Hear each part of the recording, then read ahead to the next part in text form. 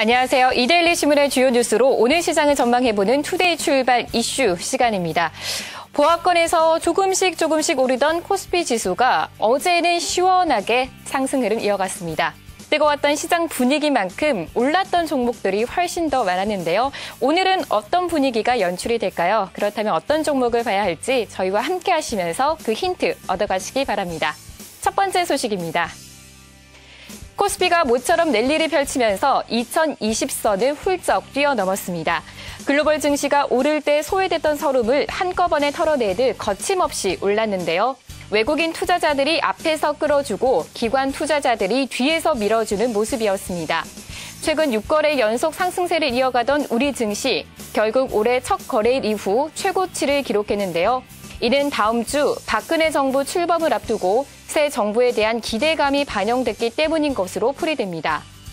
취임 후 부동산 시장 활성화 대책이나 중소기업 지원 등 각종 경기 부양책을 내놓지 않겠느냐라는 건데요.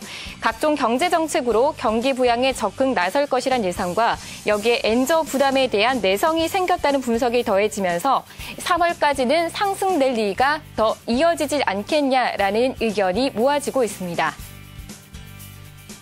예, 어제 정말 화려한 그러한 시세를 분출했죠. 우리 어제 크루징 멘트를 날릴 때 2000포인트 달성했다. 하앵커님께서 말씀해 주셨는데 그 이후에도 추가적인 상승이 있었죠.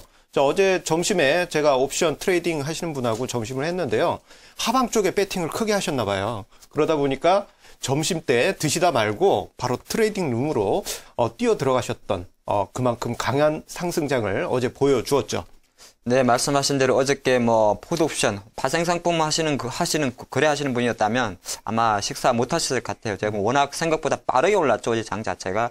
빠르게 올랐고, 이제 오늘 헤드라인에도 그런 이야기 나왔습니다. 실제로 오늘 이제 박근혜 정부는 정책 로드맵을 발표를 합니다. 오늘 장중에 발표될 것인데요. 실제로 취임식은 25일입니다만은 시장은 이미 박근혜 정부로 이제 넘어간 거죠. 근데 타이밍이 참 절묘했던 것 같습니다. 어저께 같은 경우도 실제적으로 외국인도 이 올해 저보다 가장 많은 5천억 이상을 매수해주고 기관도 사실은 투신이 당연히 한천 좀 팔았습니다만은 연기금이 또 매수를 해주면서 쌍끌이 매수가 나왔고요. 가장 결정적인 것은 어저께 허니몰 랠리라는 표현은 조금 앞서갑니다만은 삼성전자가 그래도 150만 원으로 딱 회복하면서 이 주 초반에 동생이 조금 나서던 것을 어제 형님이 완전히 주도권을 잡았지 않나 그렇게도 보입니다.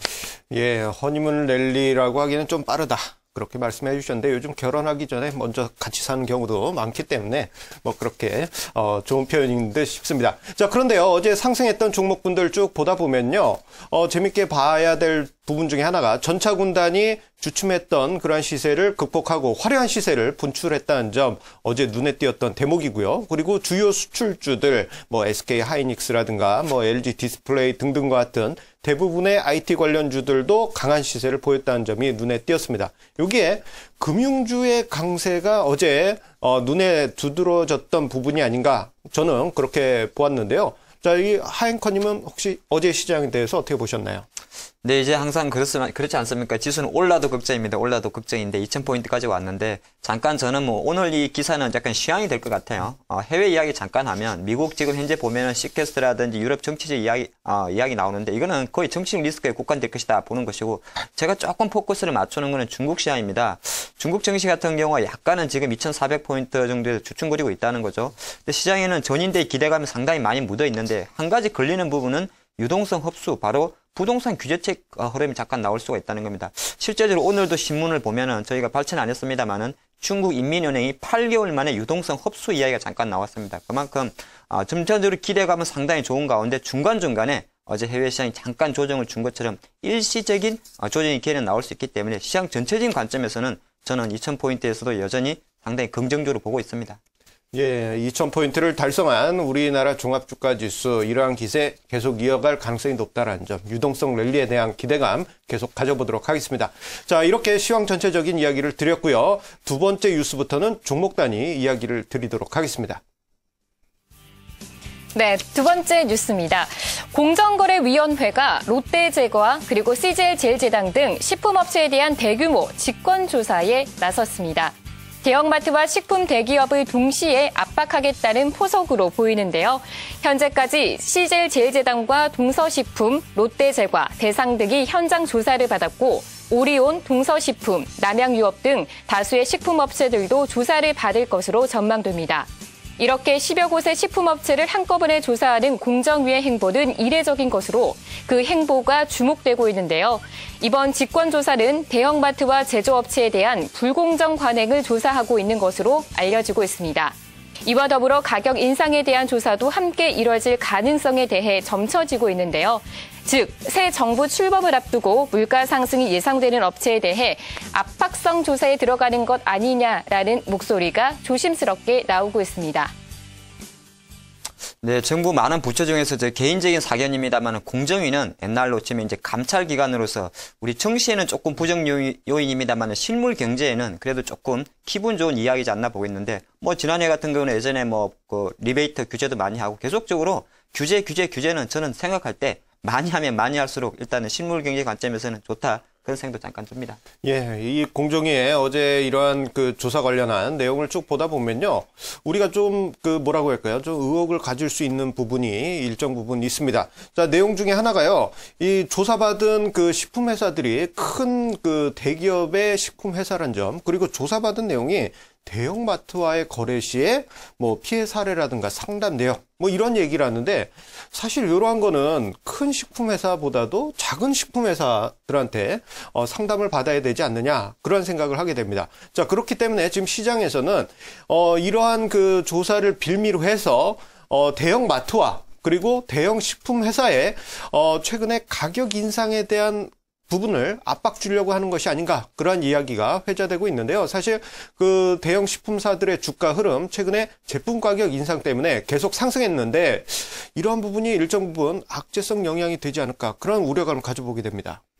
네, 그렇습니다. 이제 뭐 피해 사례를 원래 받으려면 우리 군대 시절에 소원수리 받는다 그러죠. 갑자기 떠오르는 새로운 단어네요. 소원수리 받는다 그랬는데 고민을 따르면 원래 중소기업들의 어떤 고민 상담을 받아야 되는데 기사에처럼 대기업들과 면담을 통해 가지고 불공정 거래를 조사한다. 조금 어불성설인 내용도 이상합니다만은 조금 전에 이 앵커님 말씀하신 대로 그동안 대형 식품업체들이 1월달 이후부터 기습적으로 가격을 인상하다 보니까 그런 가격 인상에 대한 규제 요인으로 좀 해석될 수 있지 않을까 보겠고요. 최근에 음식료업종 지난해 너무 많이 달렸습니다. 뭐 최근 정시도 상당히 좋은 흐름인데 오히려 저는 개인적으로 음식료업종의 이런 공정인 규제 때문에 조정의 빌미를 제공한다면 오히려 저가 매수 기회를 들 것 같고요.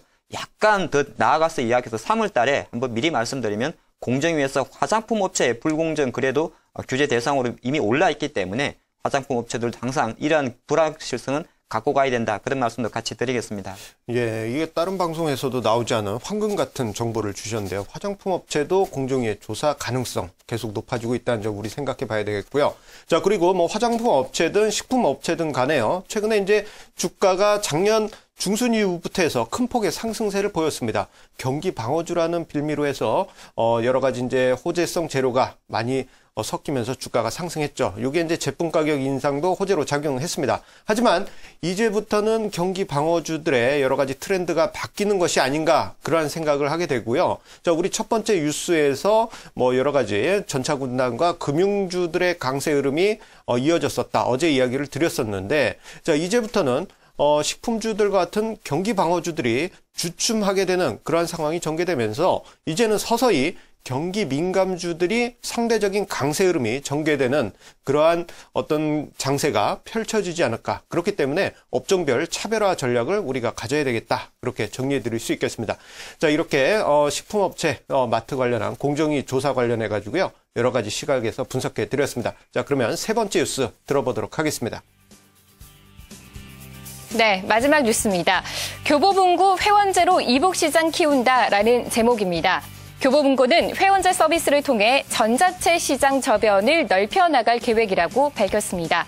우선 기존의 단권 구매 방식과 달리 월 요금제 방식으로 사용자들이 좀 더 저렴하게 책을 볼 수 있도록 서비스를 제공하는 건데요. 기존의 단권 구매 방식 외에 연간 회원제 방식의 대여제를 도입하고 민음사, 창비 등 230여 곳의 출판사와도 이북 관련 계약을 논의 중이라고 밝혔습니다. 이 3개월 후면 이용 가능한 이북 수도 확대될 것으로 보입니다. 또 전문가들의 책 추천 기능과 독서 노트 등 기존에 없었던 새로운 서비스를 추가했는데요. 이에 교보문고는 매출 증가보다는 전자책 독서 인구를 늘리는 데 목적이 있다고 밝혔습니다. 교보문고의 이북 시장 공략기, 시장에는 또 어떤 변화를 가져올까요? 저도 요즘 이북에 관심이 많이 가고 있습니다. 저도 최근에 이제 책을 쓰다 보니까 이북 시장에 대해서도 연구를 많이 하게 되는데요. 자, 그런데 아직까지는 시장이 그렇게 크진 않은 것으로 보여지는데 교보문고가 일종의 뭐라고 하죠? 월 정액제로 책을 빌려주는 듯한 그런 서비스를 개시하게 된다면은 출판업계와 이북 시장 판도가 크게 바뀔 것 같습니다. 네, 말씀하신 대로 지금만큼 스마트 기기가 많이 보편화되는 시대에서 그만큼 이북 시장이 생각보다 못 커지고 있다. 그런 상황에서 교보문고에서 사실은 전략적인 승부수를 던진 것 같습니다. 바로 쌤 서비스를 지난 2월 20일 바로 어저께 될 것 같습니다. 어저께 이제 출시를 했는데, 쌤 서비스는 뭐냐 하면니까 그 쌤은 제가 보니까 지식과 지혜의 셈이라는 명칭으로 만든 하나의 이제 그 브랜드인데, 실제적으로 기존에 우리가 이제 전자책 시장에서 책을 볼 때 당근 형식으로 사봤지 않습니까? 근데 이건 쌤 서비스 같은 경우는 연간 회원제라는 회원제 시스템입니다. 회원제 시스템으로서 단건적으로 팔기보다는 약간은 쉽게 말씀드리면은 전자책 시장에서 박리담회식으로 책을 팔 수 있는 그런 유통 채널 중에 하나가 열렸다. 그렇게도 말씀드릴 수 있겠습니다. 예, 새로운 유통시장의 형성, 우리가 이제 중요하게 봐야 되겠는데요.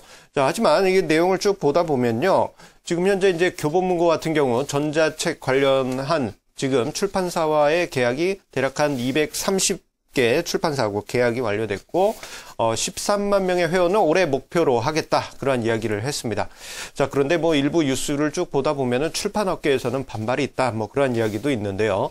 자, 어쨌거나 지금 생각을 해보자면은 이북 시장이 우리나라 시장에서는 점점 태동의 싹이 피어서 커가려고 하는 그러한 초기 단계라고 보여지고, 그렇다면은 이 이북과 관련된 여러 가지 그 수혜주들이 서서히 부각이 되지 않을까 그런 생각이 들게 됩니다. 관련해가지고 여러 가지 이슈가 있을 듯 싶은데요. 네, 그렇습니다. 사실 이북 시장이 커지느냐 안 커지느냐에 대해서는 저희가 예측할 수 있는 부분이 아니죠. 사실 아직은 상당히 미미합니다. 전자책 시장 자체가 전체 출판 시장에서 차지하는 비중 자체가 거의 티도 안 날 정도라 그러고요.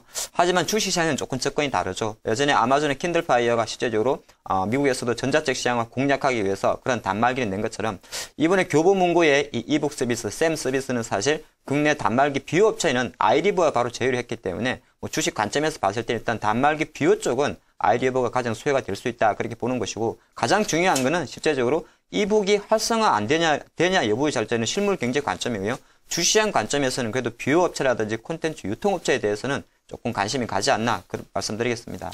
예, 그리고 최근에 카카오 페이지가 조만간 출범되는 그러한 시기에 있기 때문에 자, 이 이북 시장 또는 전자 콘텐츠 관련한 그런 회사들 같은 경우에는 상대적으로 수혜를 받을 가능성도 높다는 점, 콘텐츠를 만드는 회사들에도 관심을 가져보시기 바랍니다.